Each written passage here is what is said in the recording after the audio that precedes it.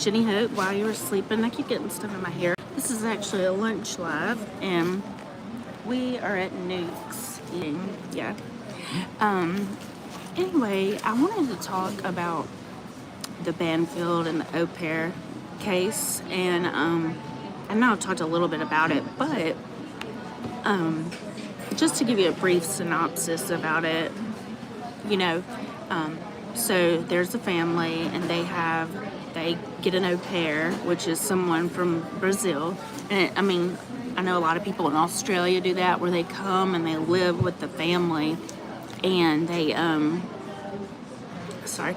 and live with the family, and then they get paid like $200 a month. And I'm kind of like, that'd be a little weird for me, honestly. I have some friends that have done that, one came from Australia, and she's precious, but like, you don't even know the people you're really coming to live with, and that would kind of just creep me out. But anyway, so she did that. And so this girl in the case, she literally gets in a relationship. Like, she was there like in 2021. She gets in a relationship with Banfield, the husband, and they start an affair, and I'm like, where's the wife in all this? Like, they're like going on vacays together, and the wife is a nurse, and I think her name's Catherine. Hold on, let me see if I can get that for you. Hold on.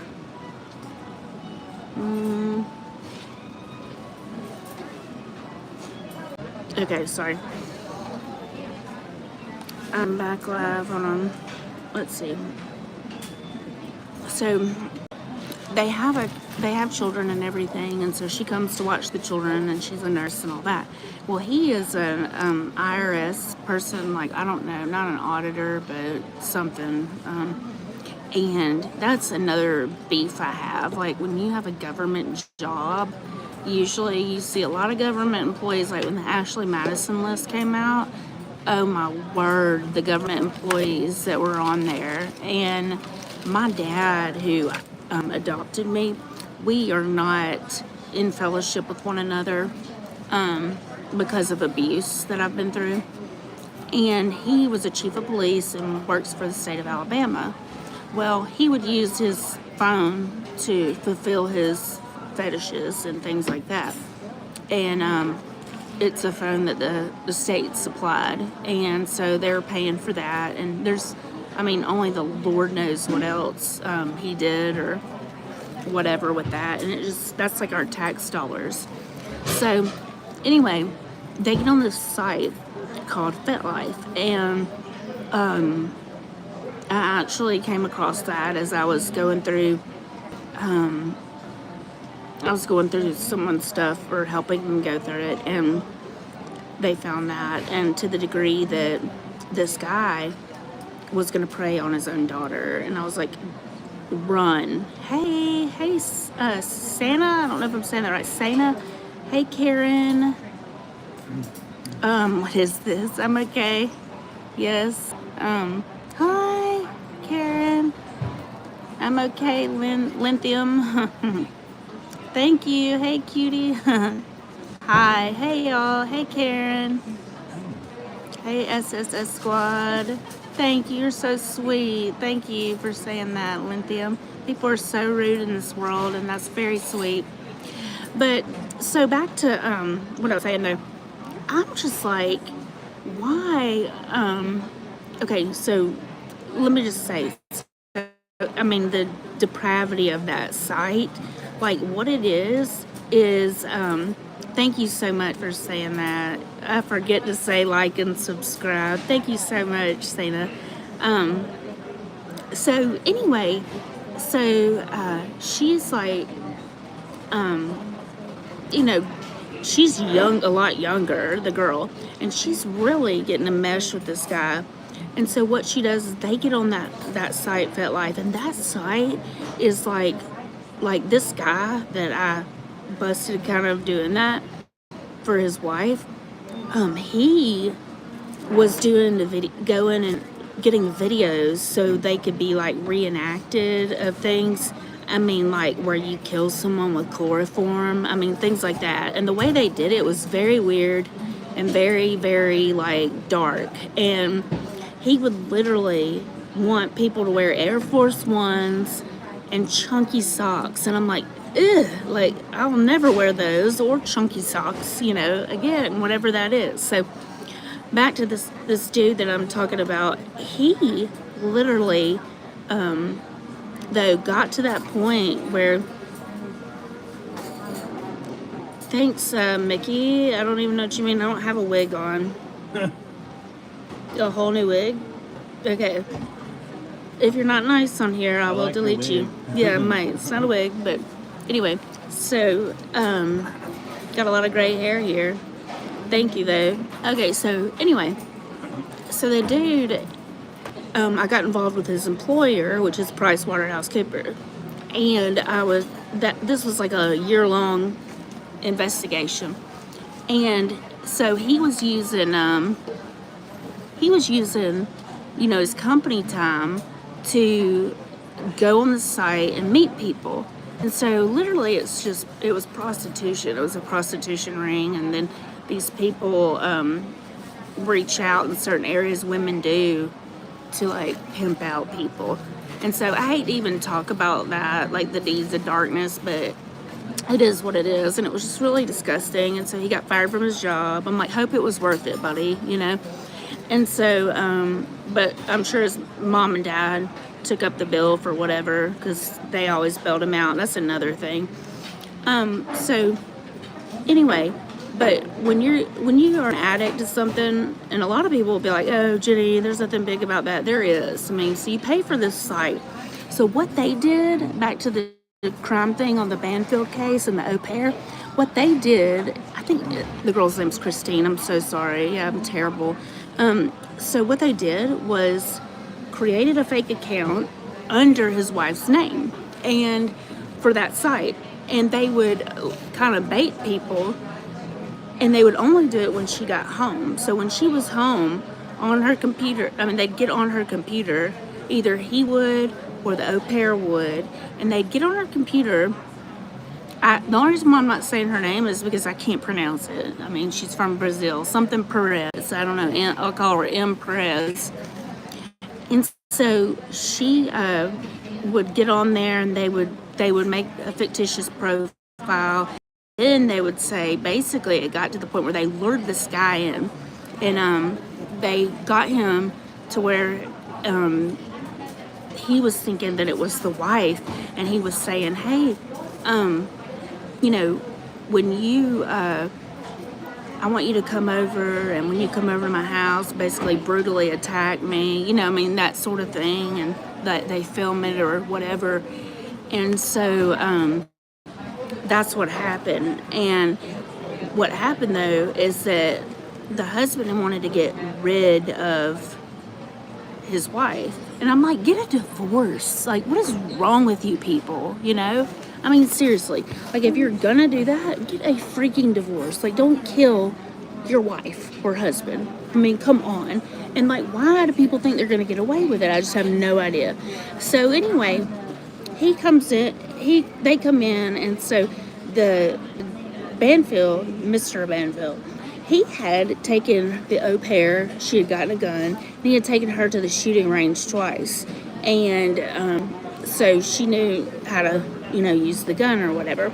Well, so basically, they come,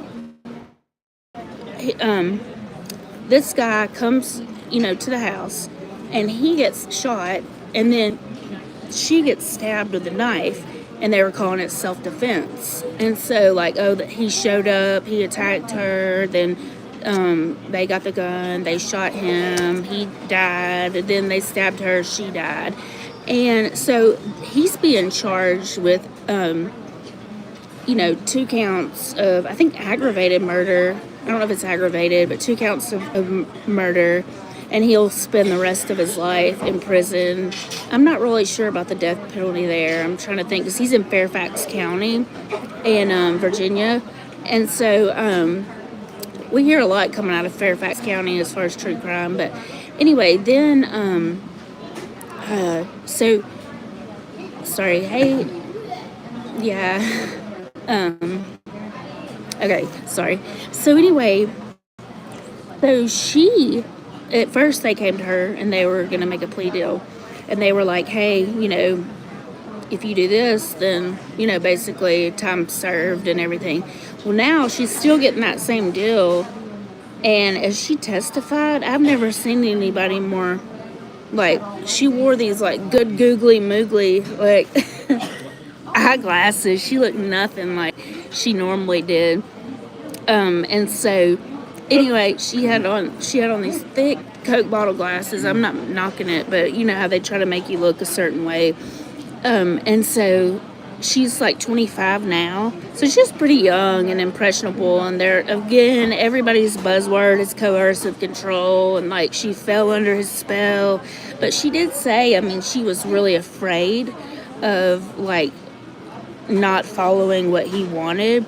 And y'all, after the mom died, he's also being charged with child abuse and all of that because the 40-year-old was in the house when all this happened. Like when the guy showed up from the FetLife site, when the guy showed up from there, and when I'm sorry, the guy shows up from there and all the kids there, and the kids there when he gets shot, when the mom gets stabbed, and so it's child abuse charges too. And I mean, shame on him, like seriously. I mean, it's awful. But I go back to Psalms chapter 1, and it's like, blessed is the man who does not walk in the counsel of the wicked, stand in the way of sinners, or sit in the seat of mockers. And there's just such a progressive nature to sin.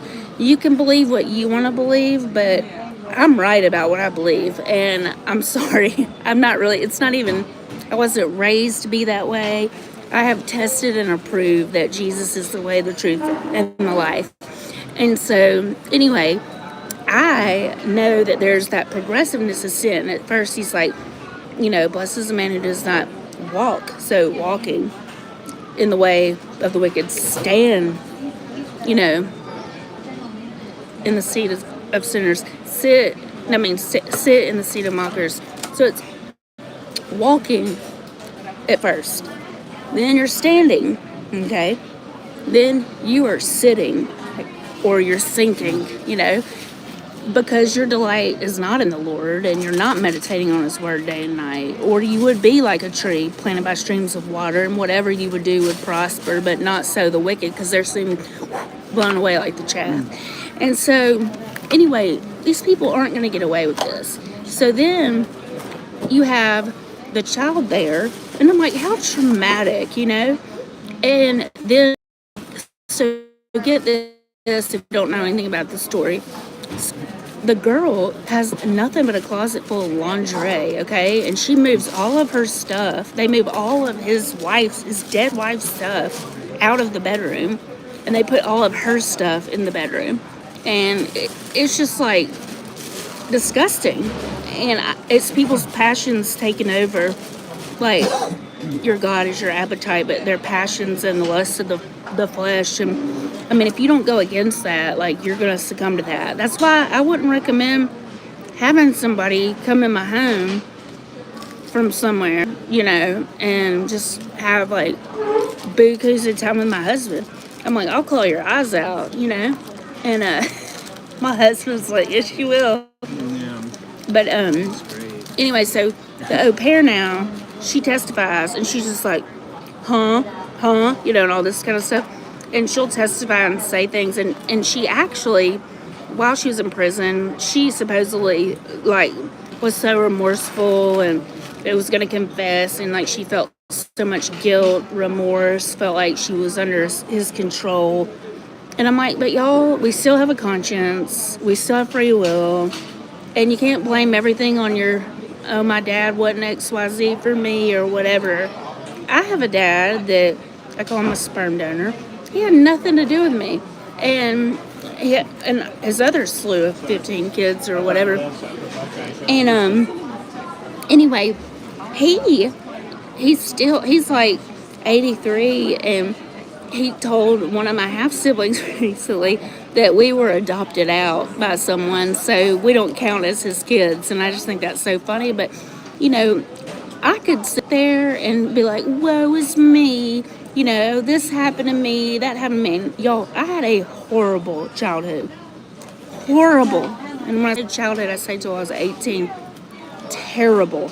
Like, I cannot give you any good memories of my childhood. I mean, only maybe some with my grandfather before he died in 95. And anyway, but I mean, it was a toxic family situation. And anyway, so I don't know, but I could sit there and blame. And I have one sibling who does that, and I'm like, dude, get on with it, okay? That's so 46 years ago. Like, I'm so sorry you weren't held enough, you know? Because my mom ended up having 3 kids, like, really close together, and I have a twin. So I'm like, sorry she didn't have 10 arms to hold you more or whatever. But, I mean, don't let that ruin your life, you know? So anyway, the au pair is now going back to Brazil. Her testimony's over. And the whole time, the Banfield dude, he's just sitting there and he's like writing down stuff, not looking at her. Kind of like Johnny Depp and Amber Heard, where he was like, yeah, you know, you won't be looking in these eyes, or he ain't gonna look in her eyes ever again. He sure didn't. That trial was so interesting and funny. I'm sorry. All I can remember is a mega pint, you know. But anyway, I'm sorry. Anyway, so that being said, he's supposed to get two life sentences in Fairfax County, and hopefully be in prison for the rest of his life. And then the mom's taken away from the kids, and now the dad's taken away from the kids. And it's so senseless. I mean, it really is. Like, I mean, I am surprised my ex-husband hadn't had me killed yet, picked off. I mean, he has a lot of money. I'm just saying. I am surprised. But that's neither here nor there. I mean, I'm totally joking around. But anyway, that's kind of the story of that. Let me know your thoughts about that. Not your thoughts about how I need a wig or different wig or whatever. This is my hair. And, or whatever. But yeah, that's kind of the story on that. It's really, really sad. So I guess the moral of the story is the progression of sin, you know, like if you don't turn away from it, walking, standing, sitting. And I do have a quick story. So a long time ago, this is like my vlog, okay? And if you don't want to watch it, you don't have to. A long time ago, growing up, I went out back because we had 20 acres. And they were building the school that I would go to, you know, in the future. And anyway, so I went down there to kind of look at the construction because it was basically in our backyard and see how the school had progressed. Well, I had a skirt on, and I had taken my sister, who's 16 months older, I'd taken her shoes, brand new shoes.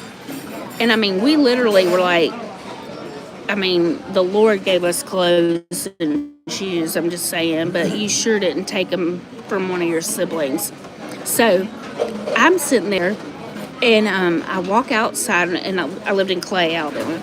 Well, all of a sudden, I stepped in a certain spot, and I started sinking. So I'm walking, and I'm standing, and all of a sudden, I am sinking down. I mean, I'm going down and down. I'm like, well, if there ever was quicksand, like on Scooby-Doo or something, I'm in it. And so anyway, long story short, I screamed bloody murder, and my dad heard me, came down there, and he was like, he called me biggin.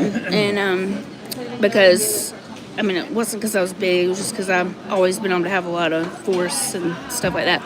And so anyway, he was like, biggin, you know, if I'm going to pull you out of here, those shoes are going to have to go. Because I was like, the shoes! No, Dad, like the shoes.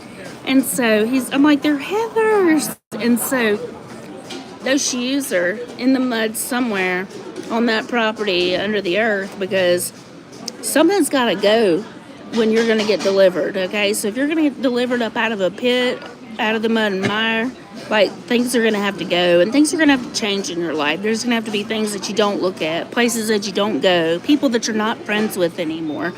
And anyway, that's just kind of my story and today, right now, on this live, and my favorite season. Hold on, let me try that. It is not fall, I'll tell you. Right now, it's not fall. So I'm going to say springish because it's not as hot. Okay. So, it's asking what your favorite season is. And mine is not fall. Like, oh my word, thank the Lord for Christmas lights. Because I'm like, thank you, Jesus, to light up the darkness. Because I literally get so, like, down around the fall time. It just feels so cold and I have to fight that. I hope y'all are doing well. Again, this is only here, me starting it, just to share things and to be kind. So, if you're rude, you're getting axed. But I'll say a prayer for you before you go. Anyway, blessings, and He is your life and the length of your days if you're in Christ. Bye-bye.